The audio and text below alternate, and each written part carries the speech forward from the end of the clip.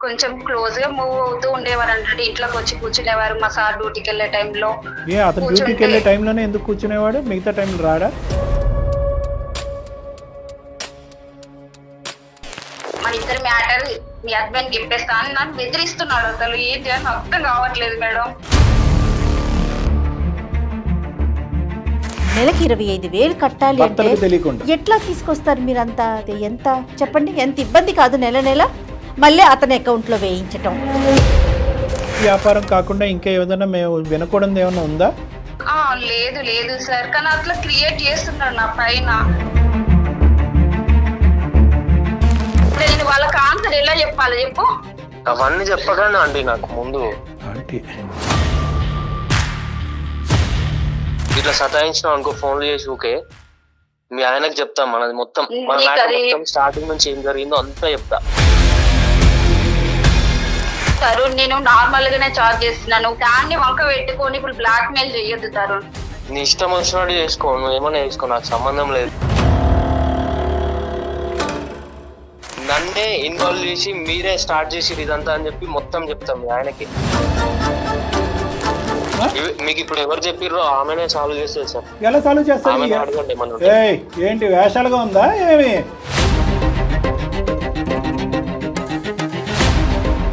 ఇక్కడతో ఆగుతుందా కదా, లేదంటే నెక్స్ట్ లెవెల్కి వెళ్ళమంటావా? చేసిన తప్పు కాకుండా బ్లాక్మెయిల్ చేస్తావు, మొత్తం చిట్ట అయిపోతావు.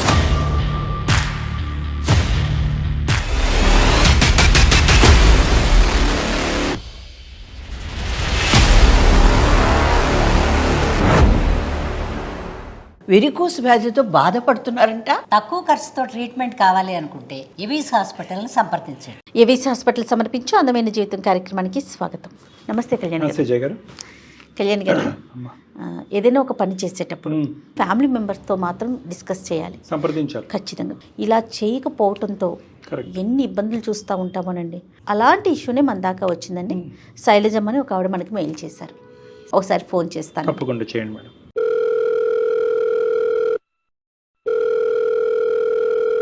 హలో హలో, నమస్తే అండి, శైలజ గారా? ఎవరు మీరు? నేను జయానండి, సుమన్ టీవీ అందమైన జీవితం ప్రోగ్రామ్ నుంచి కాల్ చేస్తున్నాను. ఓ మేడం, థ్యాంక్ యూ మేడం. మీకు మెయిల్ చూస్తారు అనుకోలేదు. అయ్యో, వచ్చిన ప్రతి mail, each and every mail check చేస్తామమ్మా. కాకపోతే ప్రయారిటీ ప్రకారం టైము ప్రయారిటీ తీసుకోవాలి కదా, దాన్ని బట్టి తీసుకొని ఒకరి తర్వాత ఒకరితో డెఫినెట్గా అందమైన జీవితం ప్రతి ఒక్కరి మెయిల్ చూస్తుందండి, అందులో ఎలాంటి సందేహం లేదమ్మా. థ్యాంక్ యూ మేడం, ఎందుకంటే నా ప్రాబ్లం ఎవ్వరికి చెప్పుకోలేక అసలు మీకు మెయిల్ చేశాను. అర్థమైందమ్మా, అర్థమైంది. నాతో పాటు డాక్టర్ కళ్యాణ్ చక్రవర్తి గారు ఉన్నారు. ఒక్కసారి మీరు మాట్లాడండి అమ్మా, ఖచ్చితంగా మీకు సొల్యూషన్ దొరుకుతుంది, సరేనా? Okay madam, okay. నమస్కారం సార్. నమస్తే అమ్మా. నమస్తే, చెప్పండి అమ్మా. నా పేరు శైలజ, నాకు 33 ఏజ్ అండి. నేను హైదరాబాద్ లో ఉంటాను. ఏం చేస్తుంటారు? నేను హౌస్ వైఫ్ అండి. హౌస్ ఓకే, మీ వారండి? పిల్లలు గవర్నమెంట్ ఎంప్లాయ్. మా పిల్లలు ఒక పాప అండి. ఏం చదువుతోందండి? పాప చిన్న పాపని. ఆహాహా. ఏంటమ్మా సమస్య? ఎవరు, మీ వారితోనా? సార్, మా వారితో కాదు. యాక్చువల్గా ఏంటంటే నేను ఇంట్లో ఉంటున్నాను కదా, మా ఫ్యామిలీ మెంబర్స్ లాగానే మా పక్క ఫ్లాట్ లో అంతకు ముందు స్టార్టింగ్ ఒక ఫ్యామిలీ ఉండేది. ఓకే. తర్వాత ఆ ఫ్యామిలీ వెళ్ళిపోయాక బ్యాచిలర్ ఒక అబ్బాయి దిగారు. 6 months అవుతుంది. ఆహా. దాదాపు పక్కనే ఉంటారు కాబట్టి కొంచెం ఆంటీ అనుకుంటా క్లోజ్ గా మూవ్ అవుతూ ఉన్నారు అన్నట్టు.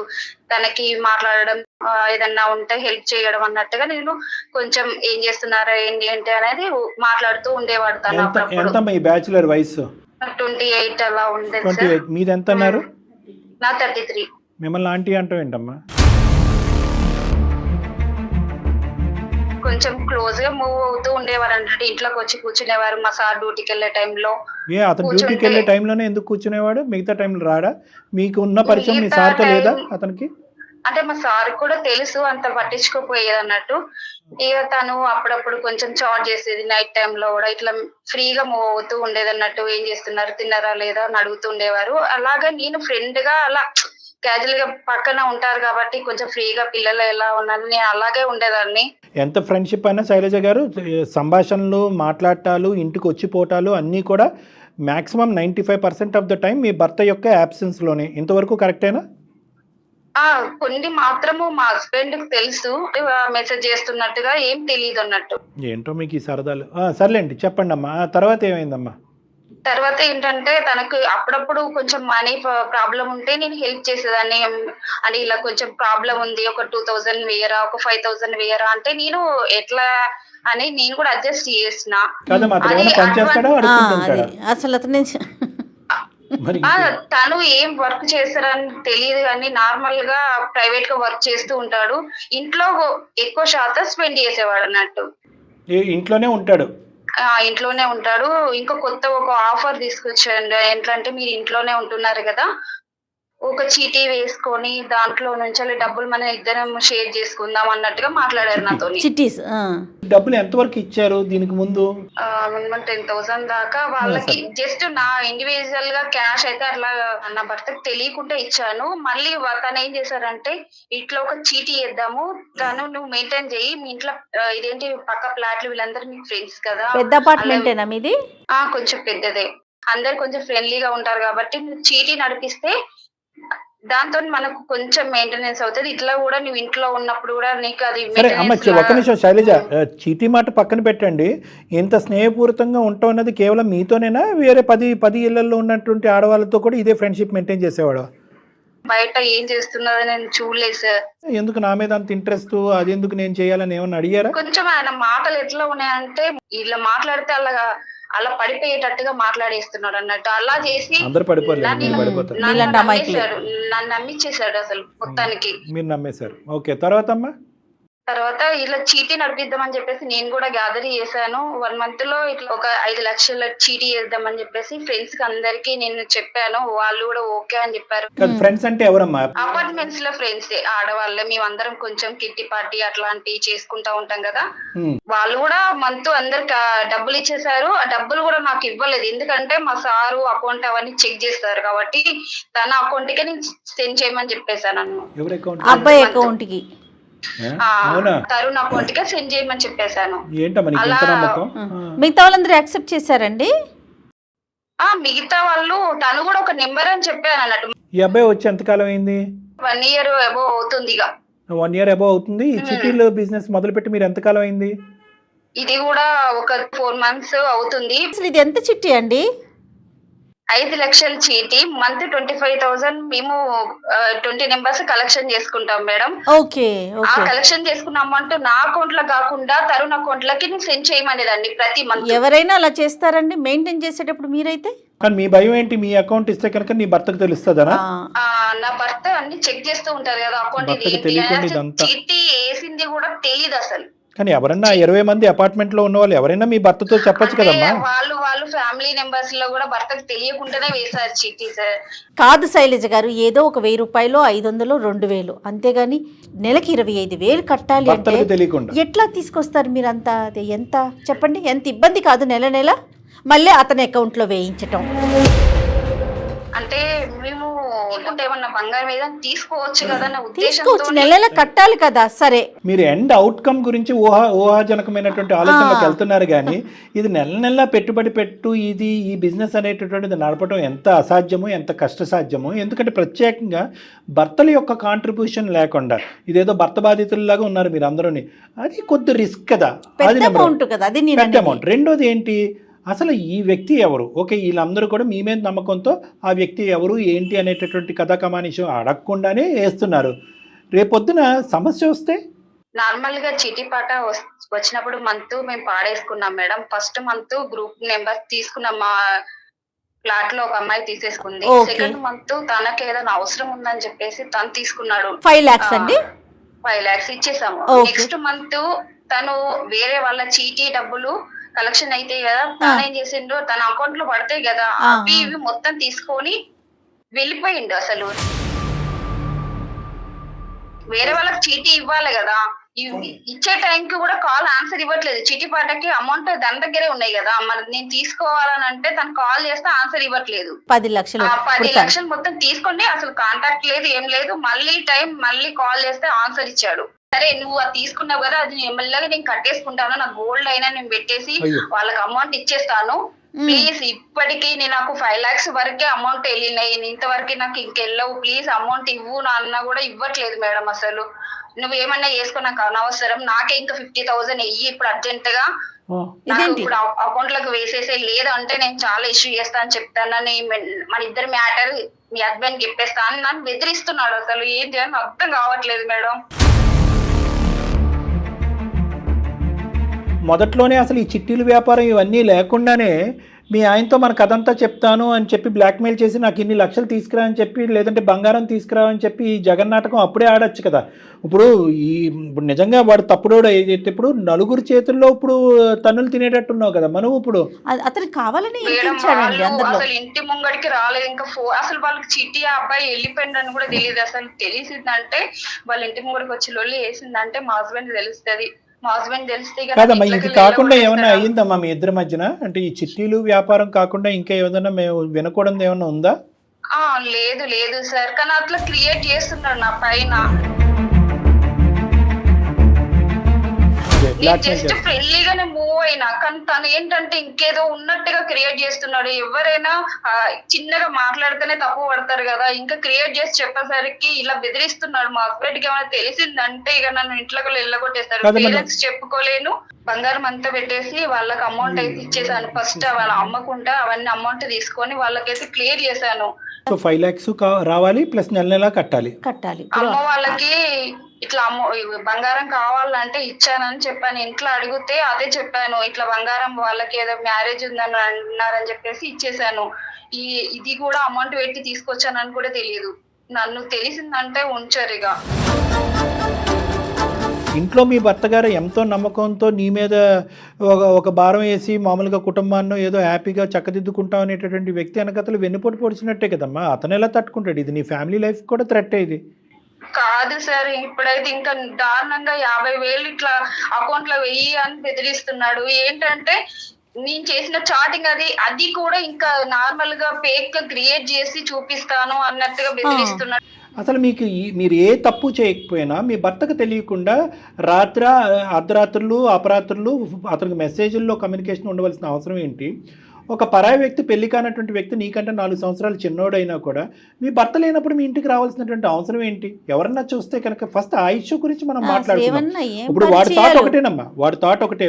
వాడికి నువ్వు ఒక్కడవే కాదు, ఇలాంటి వాళ్ళు చాలామంది ఉండుంటారు. వాడు ఇలాంటి అంశాలలో నిష్ణాతుడై ఉంటాడు. అందు గురించి ఇందాక నువ్వు అన్నావు కదా, ఉద్యోగం ఏం లేదు ఇంట్లోనే పడి ఉంటాడని చెప్పి. అలాంటి వ్యక్తులు ఏ బాధ్యత లేకుండా, ఏ ఉద్యోగం లేకుండా ఇంట్లో ఖాళీగా కూర్చుని ఆ రెంట్లు కట్టుకుంటూ అంత దర్జాగా ఒక సింగిల్ అపార్ట్మెంట్లో వాడు గడుపుతున్నాడంటే వీడు పూర్వాపరాలేంటి అనేటటువంటిది మినిమం ఆలోచన అనేది నీకు ఇంపార్టెంట్. ఇక్కడ ఏంటంటే ఈరోజు చిట్టి పాట వరకు వచ్చింది కాబట్టి ఈరోజు మా దగ్గరకు వచ్చి ఉన్నావు. ఒకప్పుడు చిట్టి పాట అనేటటువంటి సబ్జెక్ట్ ఇక్కడ కట్ చేస్తే ఇలా మెసేజ్లు చేసుకోవటం, ఫోన్ కాల్లు మాట్లాడుకోవటం, అడ్డంగా నా భర్తకు దొరికానండి అనేటటువంటి ఇంకో టాపిక్తో మా దగ్గరికి వచ్చుంటే ఇంకెలా ఉండే జీవితం? ఎందుకు భర్త తెలియకుండా మెసేజ్లు పంపిస్తుంది? భర్త లేనటువంటి టైంలోనే నన్ను ఇంటికి తలుపులు ఎందుకు తీస్తుంది అంటే ఇది వీక్నెస్. అంటే నువ్వు ఒక విధమైనటువంటి ఆనందాన్ని, సంతోషం పొందావు. వాడు ఆనందాన్ని, సంతోషాన్ని బలనెత్త కింద వాడి నెక్స్ట్ లెవెల్లో 1,000 తీసుకుని స్టార్టింగ్లో ఒక 10,000 వరకు తీసుకుని ఈ అమ్మాయి గుడ్డిగా ఇస్తుందా, భయంతో ఇస్తుందా? సెకండ్ ఆప్షన్ 2, భయంతో ఇస్తుంది అంటే ఇంకెంతన్నా వసూలు చేయొచ్చు. డైరెక్ట్గా లక్షలు అడిగితే నువ్వు ఇవ్వలేవు. నీకు ఒక సలహా ఇచ్చాడు, బిజినెస్ పెట్టుకో, చిట్టి వ్యాపారం పెట్టుకో, ఈజీ అక్కడే కూర్చుని ఇంట్లో కూర్చుని వ్యాపారం చేసుకోవచ్చు అని చెప్పి. మా భర్త కూడా ఇవ్వనటువంటి ఇంత గొప్ప సలహా 6 నెలల క్రితం పరిచయం అయినటువంటి ఈ ప్రాణ స్నేహితుడు ఇచ్చేశాడు అనేటటువంటి ఆలోచనతో నువ్వు బ్లైండ్గా నమ్మావు. ఇప్పుడు ఆడు నీకు కుర్చీ టోపీ పెట్టాడు. ఎలా తెలుస్తుంది సార్, ఎలా నమ్మాలి అంటే అనుమానంతోనే ఉండాలి. ఇది కలికాలం. ఎవడు ఎక్కడి నుంచి ఎటువంటి గొంతలు తవ్వుతున్నాడు అనేది మనకు తెలుసు, నెంబర్ 1. లేదా నెంబర్ 2, ఏదన్నా ఇలాంటిది ఉంటే కనుక నీ కామన్ ఫ్రెండ్, నీకు జిగిరి దోస్త్ అవుతే కనుక ఆ జిగిరి దోస్తు నీ భర్తకు కూడా జిగిరి దోస్త్ అవ్వాలి. అప్పుడు నీ బుర్ర పనిచేయకపోతే నీ భర్త బుర్ర పనిచేస్తుంది, నువ్వు బ్రేకులు వేయకపోతే నీ భర్త బ్రేకులు వేస్తాడు. అదే కదా మేము అందరికీ మొత్తుకుంటున్నాం. అయినా సరే ఇప్పుడు మమ్మల్ని ఏం చేయమని చెప్పి ముందుకు వస్తున్నావు? సార్ నా ప్రాబ్లం సాల్వ్ చేయండి సార్, ఎందుకంటే నేను చేసింది అక్కడ తప్పు అనేది నాకు తెలుసు. వాడికి ఇంకో జాబు లేదు, ఇంకో బిజినెస్ లేదు. మీలాంటి వాళ్ళని టోపీలు పెట్టడం, డబ్బులు వసూలు చేయటం, డబ్బులు కాజేయటం, వేరే అపార్ట్మెంట్లోకి జంప్ అయిపోవటం. మీ వీక్నెస్ లో భర్తలకు తెలియకుండా మీరు వ్యాపారాలు నడిపిస్తూ ఉంటారు కదా, మీ కర్మ కొద్దీ మీరు ఎవరితోని మాట్లాడలేరు. ఇలాంటి వాడి జీవిత ప్రయాణంలో 28 సంవత్సరాల్లో వాడికి ఎంతో మంది ఉండే ఉంటారు. సో కాబట్టి ఏంటంటే వాడు ఎక్కడా కూడా నీకు తప్పుగా మెసేజ్ పెట్టడు.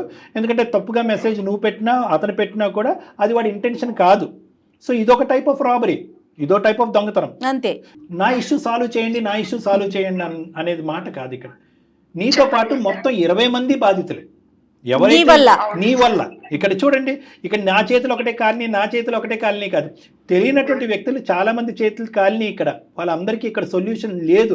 ఒకప్పుడు వాళ్ళకి ఇది నిజంగా ఈ అంశం తెలిస్తే కనుక నీ పరిస్థితి కాదు, వాళ్ళ భర్తల చేతిలో వాళ్ళ పరిస్థితి ఏంటి అనేది. సో చాలా కుటుంబాలకు సంబంధించినటువంటి ఒక అంశాన్ని ఈరోజు మా ముందు పెట్టావు. ఈరోజు ఇంతకుముందు మేము చేసినటువంటి చాలా కథల్లో కేవలం ఆ వ్యక్తి, ఆ భర్త, ఆ పిల్లలకు సంబంధించినటువంటి అంశం. ఇక్కడ 20 కుటుంబాలకు సంబంధించినటువంటి జీవన మరణ సమస్య ఈరోజు మా ఎదుర్కొంటా. మధ్యతరగతి కుటుంబాలు, వీళ్ళేమి లక్షల్లో ములిగి లక్షలతో తేలాడే బ్యాచ్ కాదు. సో అందరి జీవితాలు రిస్క్ ఉన్నాయి. ఇది అర్జెంట్ గా రిజాల్వ్ చేయాలి, లేదంటే పోలీస్ కంప్లైంట్ పెట్టాలి. పోలీస్ కంప్లైంట్ దాకా వెళ్ళిందంటే ఇష్యూ అయిపోతుంది సార్. ఇష్యూ అవ్వకూడదు, సమస్య పరిష్కారం కావాలంటే ఇది కేవలం నీ జీవితానికి సంబంధించింది కాదు. ఇష్యూ అయినా ఇష్యూ అవ్వకపోయినా ఇక్కడ వరకు వచ్చేటప్పటికి ఇది కొంతమంది జీవితాలు కాపాడేటటువంటి ప్రయత్నంలో శైలజకి ముళ్ళు గుచ్చుకోకుండా ముడి విప్పేసేయండి, సాల్వ్ చేసేయండి అంటే మేమేం దేవుళ్ళు కాదు, దేవతలం కాదు. సో కాబట్టి ఏంటంటే మ్యాక్సిమం సానుకూలంగానే చేసే ప్రయత్నం చేద్దాం. కానీ వర్స్ట్ కమ్ సినారియో కేవలం you want to save your skin, నా స్కిన్ నేను కాపాడుకుంటాను, మిగతా వాళ్ళు ఎలా పోయినా పట్టినా అంటే ఆ పరిధిలోంచి నువ్వు దాటి అలా అడిగేటటువంటి హక్కు నీకు లేదు. ఎందుకంటే మిగతా వాళ్ళు మొగుళ్ళ చేతుల్లో చావు దెబ్బలు తినమనా? కాదు సార్, నేను కూడా అదే ఉద్దేశిస్తున్నాను. ఎందుకంటే ఆ 20 మందికి హస్బెండ్ కి తెలిస్తే వాళ్ళ పరిస్థితి ఏంది, రేపు నా పరిస్థితి ఏంది ఆలోచించుకుంటున్నా సార్. అందుకే తనని it all depends upon the criminality of this guys mind. వాడి క్రిమినల్ మెంటాలిటీ ఏ స్థాయిలో ఉంది అనే దాన్ని బట్టి నీ జీవిత కళ్యాణ్ గారు, ఇప్పుడు మన ముగ్గురు మధ్య అని మీరు అంటున్నారు కదా, నాకేమనిపిస్తా ఉందంటే ఇప్పుడు అలాంటి వాడిని వదిలేసామనుకోండి, ఇంకొక అపార్ట్మెంట్ చూస్తాడు, ఇంకొక అపార్ట్మెంట్. సామాజిక బాధ్యత కూడా ఉంది కదా, సామాజిక బాధ్యత మన మీద ఉంది కదా. 2 విధాలుగా చేయొచ్చు. ఫస్ట్ మన డబ్బులు మనం వసూలు చేసుకునేటటువంటి ప్రయత్నంతో మూడో కంటికి తెలియకుండా కేవలం అందమైన జీవితం with Shailaja and that fellow అనేటువంటి డీల్ చేసి తర్వాత వాడి తాట ఎలా తీయాలి, ఎటువంటి కంప్లైంట్లు ఇవ్వాలనేది నెక్స్ట్ లెవెల్లో చూద్దాం. ఓకేనా? Okay sir. ఫస్ట్ తనకి కాల్ చేశానా, తనని ఏ విధంగా అమౌంట్ ఇస్తాను, అసలు మీరు వినండి సార్, తను ఏ విధంగా మాట్లాడుతున్నాడో ఒకసారి వినండి, అసలు ఆయన రెస్పాన్స్ ఎలా ఉందని చూడండి సార్. నా పరిస్థితి మీకు అర్థమవుతుంది. వాడి పేరేంటమ్మా? తరుణ్ అండ్ శైలజ. ఓకేనా? ఒకసారి కలుపు ఫోను. మేము ఉన్నామని తెలియకుండా జస్ట్ ఒకసారి మాట్లాడమ్మా. అసలు వాడు ఏమేమి మాటలు వాడి నోట్లోంచి బయటకు వస్తాయి విందాం. Okay sir. The person you are speaking with has put your call on hold. Please stay on the line. Hello Tarun. Hello Tarun చెప్పు. హలో, కాల్ ఆన్సర్ ఇయ్యవేంటి అసలు? చెప్పు. హలో, అమౌంట్ తీసుకొని ఇంత కూల్ మాట్లాడుతున్నావు? ఇప్పుడు ఏమైనా చెప్పినా కదా, నీకు అన్ని చెప్పినా కదా. నా అమౌంట్ తీసుకొని ఇప్పుడు నాకు ఇంట్లో తెలిస్తే ఎంత ప్రాబ్లం అవుతుంది తెలుసు కదా నీకు. నా దగ్గర ఇప్పుడు అమౌంట్ ఇవ్వని చెప్పినా కదా. నువ్వు అట్లా చెప్పేస్తే ఎట్లా చెప్పు? ఇక్కడ ఉన్నావు, డబ్బులు తీసుకొని ఇక్కడే ఉండాలి కదా, ఎందుకు వెళ్ళిపోయావు నువ్వు? వెళ్ళిపోవడం అంటే నాకు కొన్ని ఇబ్బందులు ఉన్నాయని మీకు చెప్పినా కదా. ఇబ్బంది ఉంటే అమౌంట్ నాకు ఇచ్చేసేయి, మరి అమౌంట్ ఇచ్చేసి ఎక్కడికైనా వెళ్ళిపో. 20 మంది అమౌంట్ నువ్వు తీసుకొని వెళ్ళిపోయావు అంటే నేను వాళ్ళకి ఆన్సర్ ఎలా చెప్పాలి చెప్పు? ఏదన్నా ఒకటి చెప్పు. చిట్టి వేసేటప్పుడు అట్లానే చెప్పినావు కదా వాళ్ళకి ముందే, అట్లానే ఇప్పుడు కూడా ఏదో ఒకటి మేనేజ్ చెయ్యి. ఈజీగా మాట్లాడకు తరుణ్, నాకున్న ప్రాబ్లమ్స్ మా సార్కు తెలిస్తే నన్ను అయితే ఉంచరు కూడా. అసలు అవన్నీ చెప్పగానే ఆంటీ నాకు ముందు ప్లీజ్ నా అమౌంట్ నాకు ఇచ్చేసే. నా బుద్ధి తక్కువ, నేను నమ్మాను, నీకు ఇచ్చాను, నా అమౌంట్ నాకు ఇచ్చేసాయి ప్లీజ్. నేను చెప్పేది ఆంటీ, ఫస్ట్ ఇట్లా సతాయించినావు అనుకో ఫోన్లు చేసి ఊకే, మీ ఆయనకు చెప్తాం మనది మొత్తం స్టార్టింగ్ నుంచి ఏం జరిగిందో అంతా చెప్తా. తరుణ్, నేను నార్మల్ గానే చార్జ్ చేస్తున్నాను, దాన్ని వంక పెట్టుకొని ఇప్పుడు బ్లాక్ మెయిల్ చెయ్యొద్దు తరుణ్.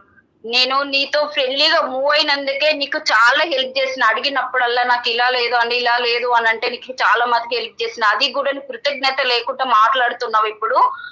నీ ఇష్టం వచ్చినట్టు చేసుకో, నువ్వు ఏమైనా చేసుకో, నాకు సంబంధం లేదు. నువ్వు అలా మాట్లాడకు తరుణ్.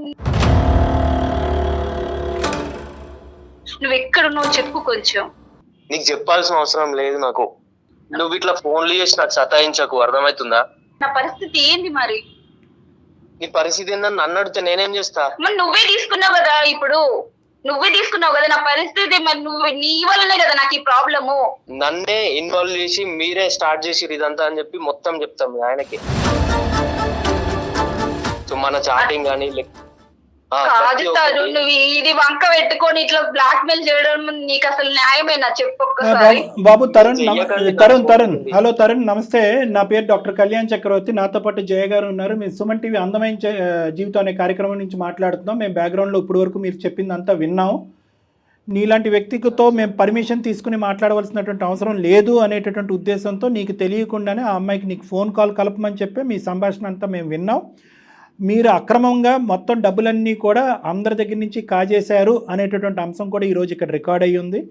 కాబట్టి మేము మీ ద్వారా తెలుసుకోవాల్సింది ఏంటంటే కనుక, ఇప్పుడు ఒప్పేసుకున్నావు కాబట్టి బాబు నాయన తండ్రి అని మాట్లాడవలసినటువంటి అవసరం లేదు. అసలు ఇంత దరిద్రానికి ఎందుకు ఒడిగట్టావు? ఇది ఫస్ట్ టైమా? ఇంతకు ముందు కూడా ఇలాంటి కథలు చాలా నడిచినాయా? సార్ అవన్నీ నేను మీకు చెప్పాల్సిన అవసరం లేదు సార్. నాకు అవసరం ఉంది నాన్న, అవసరం ఉంది. ఇది సామాజిక అంశం. 20 మంది బాధితులు ఉన్నారు, అందులో ఒక బాధితురాలు ఇక్కడ లైవ్లో మీరు లెక్క తేలుస్తారని, నన్ను సూసైడ్ చేసుకుని చనిపోమంటారని, నాకు చావురేవో అనేటటువంటి విధంగా ఆ అమ్మాయి మాట్లాడుతుంది. వీళ్ళందరి జీవితాలు కాపాడవలసినటువంటి అవసరం మాకుంది కాబట్టి ఇది ఒక సామాజిక బాధ్యత. అడిగే ప్రశ్నించేటటువంటి హక్కు మా మీద ఉంది, అధికారం మాకు. ఎవరు చెప్పారు సార్? మీకు ఇప్పుడు ఎవరు చెప్పారు? ఆమెనే సాల్వ్ చేస్తారు సార్. ఎలా సాల్వ్ చేస్తారు? ఏంటి వేషాలుగా ఉందా ఏమి?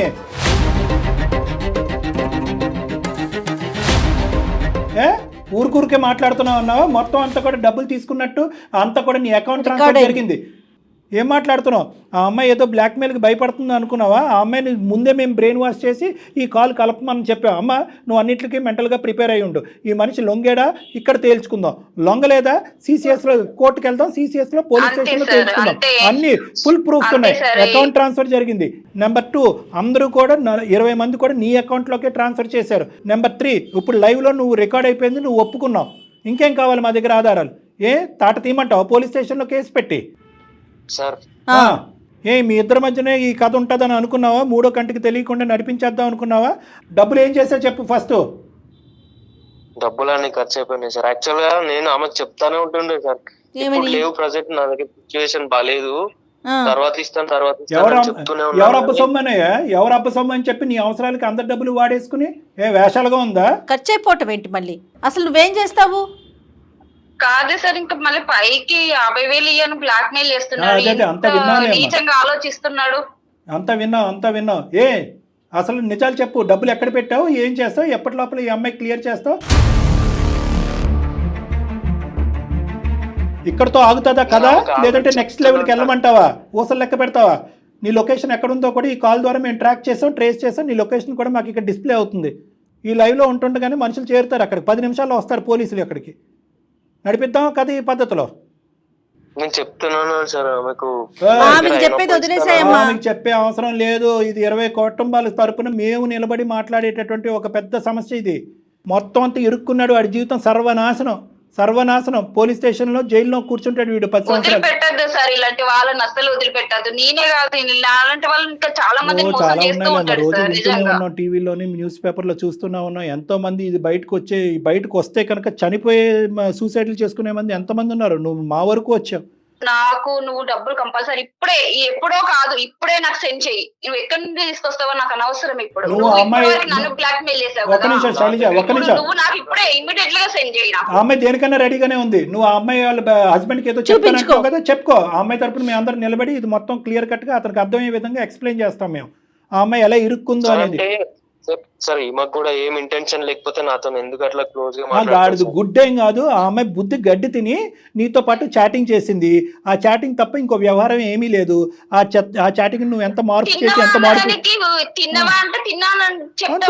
ఏమన్నా చేసుకోరా భయ్, నువ్వు ఏమన్నా చేసుకో. అది కాదు సార్, నువ్వేమన్నా చేసుకోగానే ఇప్పుడైతే నాకు అమౌంట్ ఇచ్చేసాయి. ఇప్పటికైతే తప్పించుకున్నావు, ఇన్ని మాటలు చెప్పినావు, నాకు అవన్నీ వద్దు. బ్లాక్మెయిల్ నాకు చేస్తావా? immediately amount చేసిన కొట్టేసేయ్. తప్పు కాకుండా బ్లాక్మెయిల్ చేస్తావు, మొత్తం చిట్ట అయిపోతావు. ఎన్ని కుటుంబాలను నాశనం చేసావు, ఎన్ని అపార్ట్మెంట్లు మోసం చేసావు, ఎన్ని హౌసులు జంప్ చేసావు, మొత్తం అంతా లిస్టు తొందరలోనే మా ముందు ఉండబోతుంది. నీ పేరు, నీ నెంబర్ బట్టి మొత్తం అంతా ట్రాక్ చేస్తున్నావు ఈ అంశాన్ని అంతా కూడా. ఇప్పుడు ప్రస్తుతానికి ఈ కేసు వరకు మేము నీ మీద ఎటువంటి యాక్షన్ తీసుకోకుండా ఉండాలి అని అంటే కనుక ఇప్పుడు లైవ్లో మేము ఉండగానే ఆ అమ్మాయికి ఇమీడియట్గా నువ్వు అకౌంట్ ట్రాన్స్ఫర్ కొడుతున్నావు. మేము వెయిట్ చేస్తున్నాం. సార్ లేవు sir. Your time counts now, your time starts now. లేవు గివ్ ఏమీ కాదు, your time starts now. Tarun, విన్నావు కదా డాక్టర్ గారు చెప్పింది, ఏం చేస్తున్నావు? స్టార్ట్ చేసావా? అకౌంట్ నెంబర్ ఉండే ఉంటుంది నీ దగ్గర. కరెక్ట్గా 7 minutes ఇస్తున్నావు. Your time starts now. ఎంత ట్రాన్స్ఫర్ చేయబోతున్నావు? 5 lakhs చేయాల్సిందే సార్. నేను ఒక 10 minutes నాకు టైం ఇవ్వండి సార్, నేను ఎక్కడైనా అరేంజ్ చేసుకుంటా. ఫస్ట్ అయితే ఒక 3 lakhs వరకు అట్లా నేను అరేంజ్ చేస్తాను. ఇప్పుడు ఎవరినన్నా అడిగి నా దగ్గర ఒక 2 lakhs ఉంది సార్, ఒక 1 lakh అరేంజ్ చేసుకొని మొత్తం 3 lakhs ఇస్తాను. ఇప్పుడు సరే, మేము లైన్ లో ఉంటాం. 3 lakhs రైట్, మిగతా 2 lakhs ఎప్పుడు ఇస్తావు? సో కొంచెం టైం పడుతుంది. కొంచెం టైం అంటే ఆ టైం ఎంత? కొంచెం క్లారిటీ కావాల్సిందే. ఒక 2-3 months పడుతుంది మేడం. 2 months ఓన్లీ, 3 లేదు. ఇప్పుడు 10 నిమిషాల్లో నువ్వు 3 లక్షలు అమ్మాయి అకౌంట్ లో వేయాలి. విత్ ఇన్ 2 months లో ఇంకొక 2 lakhs అమ్మాయి అకౌంట్ లో వేయాలి. దానికి ఓకేనా? ఓకే మేడం, కాకపోతే ఇది ఇక్కడతోనే క్లోజ్ చేయండి మేడం. అది క్లోజ్ చేసే విషయం మాట్లాడదాం, ముందు నువ్వు వెయ్యు. తమ్ముడు ఒక్క నిమిషం, మేము క్లోజ్ చేయాలా సాగదీయాలా అనేటటువంటిది మమ్మల్ని బ్లాక్మెయిల్ చేయొద్దు. ఇప్పుడు ఓకే, ఇక్కడ ఒక బాధితురాలు ఇక్కడ మాట్లాడుతుంది కాబట్టి ఈ ఇష్యూని ఇక్కడ వరకు క్లోజ్ చేద్దాం. తర్వాత సంగతి తర్వాత మాట్లాడదాం. మనం వేరే చోట ఫోన్ కలుపుకుని మనం మాట్లాడదాం. నువ్వెంత చేసావు, ఇప్పుడు వరకు నువ్వు ఏం నడిపించావు అనేది తర్వాత మాట్లాడదాం.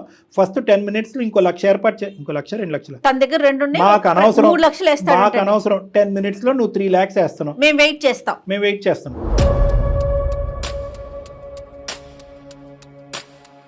వేసావా తరుణ్? మీరు వేసారా?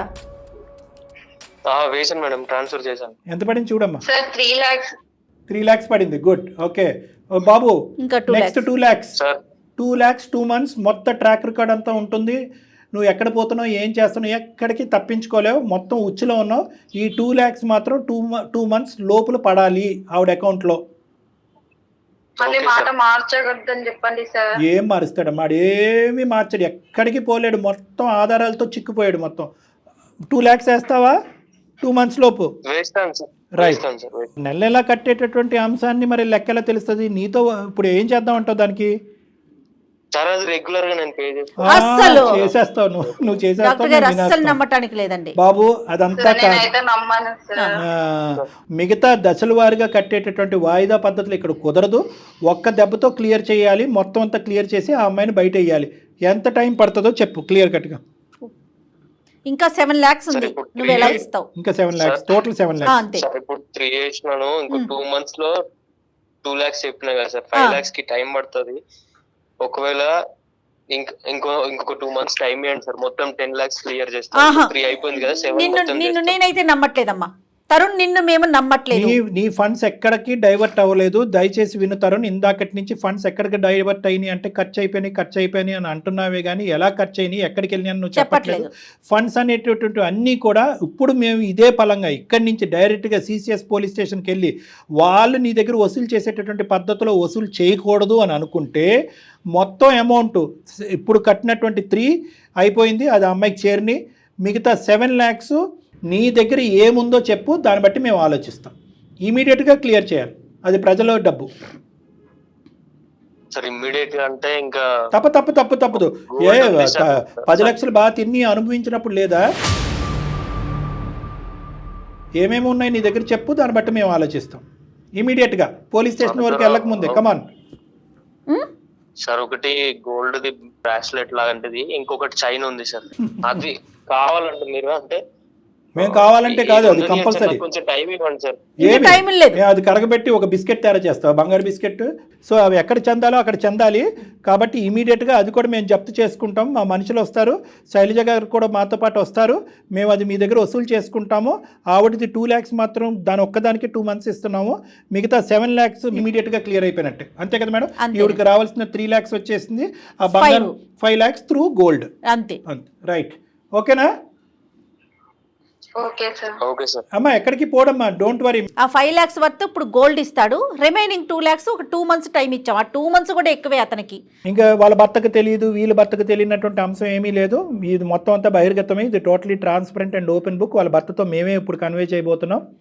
నువ్వు మొత్తం ఈ 2 lakhs క్లియర్ చేసేంత వరకు మేము మిమ్మల్ని కనిపెడుతూనే ఉంటాం, మా నెట్వర్క్లోనే నువ్వు ఉంటావు. ఇది దాటి నువ్వు బయటికి వెళ్ళి ప్రయత్నం చేస్తే కనుక మా వరకు కేసు సినారియో అనేది ఉండదు, అది టోటల్గా పోలీసులు చూసుకునేటటువంటి అంశం కింద మారిపోతుంది. ఓకేనా? Okay sir. Okay, phone cut చేసాయి. Goodbye. అమ్మమ్మ నోటికొచ్చినట్టు మాట్లాడుతున్నారు. మరి బ్లాక్మెయిల్. శైలజ అమ్మ, ఇప్పుడు వరకు నడిచినటువంటిది ఒక ఎత్తు అయితే కనుక నీ భర్తకు తెలియపరచడం అనేటటువంటిది కూడా చాలా ముఖ్యమైనటువంటి అంశం. ఎందుకంటే ఇది ఒక భయంకరమైనటువంటి నగ్న సత్యం. ఇది ఎల్లకాలం అబద్ధం కిందో కప్పిపుచ్చేటటువంటి ప్రయత్నం చేయటం ఇంపాసిబుల్. ఎందుకంటే కనుక వాడు క్లియర్ చేస్తాడనే నమ్మకం ఉంది. వర్స్ట్ కమ్ సినారియో వాడు క్లియర్ చేయకపోతే ఇందాక నేను చెప్పినట్టుగా ఇదే పంచాయతీ పోలీస్ స్టేషన్లో జరుగుతుంది. ఆ తర్వాత మొత్తం అందరికీ తెలుస్తుంది, నీ భర్తకు కూడా తెలుస్తుంది. పోలీసుల ద్వారా తెలిసేదానికంటే మాలాంటి వాళ్ళు ఎవరైనా మీ హస్బెండ్కి అర్థమయ్యే విధంగా చెప్పడం మంచిదని నేను అనుకుంటున్నాను. ఓకేనా? మీ హస్బెండ్కి చెప్పాలి, అతని సపోర్ట్ కూడా తీసుకోవాలి. ఖచ్చితంగా చెప్పే విధంగా అతను చెప్తే కనుక అతని సపోర్ట్ కూడా నీకు ఉంటుంది. ఎటువంటి నెగిటివ్ పరిణామాలు అనేటటువంటి ఉండవు. ఇప్పటికైనా అర్థమైంది కదా, ఏది కూడా ఇందాక మేడం ఓపెనింగ్ స్టేట్మెంట్ చెప్పారు, భర్తకు తెలియకుండా భార్యకి తెలియకుండా, భర్త తల్లిదండ్రులకు తెలియకుండా పిల్లలు ఇలా గోప్యంగా ఉంచుతూ కుటుంబాన్ని నడిపించడం చాలా కష్టసాధ్యం.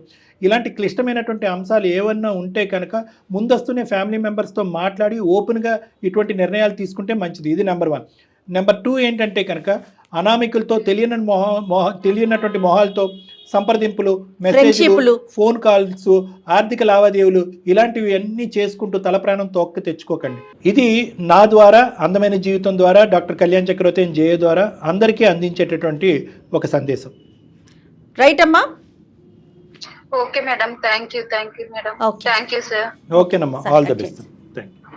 కానీ ఎంత బ్లండర్ మిస్టేక్స్ కదండి వీళ్ళు చేసేవి కూడా. చూడండి కళ్యాణ్ గారు, ఎంతమంది ఇరుక్కుపోయి కూరుకుపోయినటువంటి వాళ్ళు ఉంటారు. కుటుంబాలు ఇందాక భర్తకు తెలియకుండా నీ అమ్మాయి అన్నా కూడా భార్యాభర్తలు ఇద్దరు కూడా ఇలాంటి చిట్టి అంశాల్లో ఇరుక్కుపోయినటువంటి సందర్భాలు ఎన్నో, సూసైడ్ వరకు వెళ్ళినటువంటి సందర్భాలు ఎన్నో. అవును, మంచి సందేశం ఇచ్చేమన్నట్టుగానే నేను అనుకుంటున్నాను. ఖచ్చితంగా ఈ అబ్బాయిని మాత్రం మన ట్రాక్ లో పెట్టాలి. నెంబర్ 1. నెంబర్ 2, ఇతని ఇంకా చరిత్ర ఏమేమి ఉంది, ఎంతమంది కుటుంబాలను మోసం చేశాడు అనేటటువంటిది కూడా మనం కనిపెట్టాలి. మనం కనిపెట్టలేనటువంటి పక్షంలో మనం CCSకి ఇతని మీద ఏదో జాలి పడిపోయి 2-3 లక్షలు 5 లక్షలు ఇచ్చేసాడు అనేటటువంటిది అతను క్షమించేటటువంటి అంశం కాదు. డెఫినెట్గా కళ్యాణ్ గారు, నమస్తే. Thank you. వెరికోస్ వ్యాధితో బాధపడుతున్నారంట. తక్కువ ఖర్చుతో ట్రీట్మెంట్ కావాలి అనుకుంటే ఎవిస్ హాస్పిటల్ని సంప్రదించండి.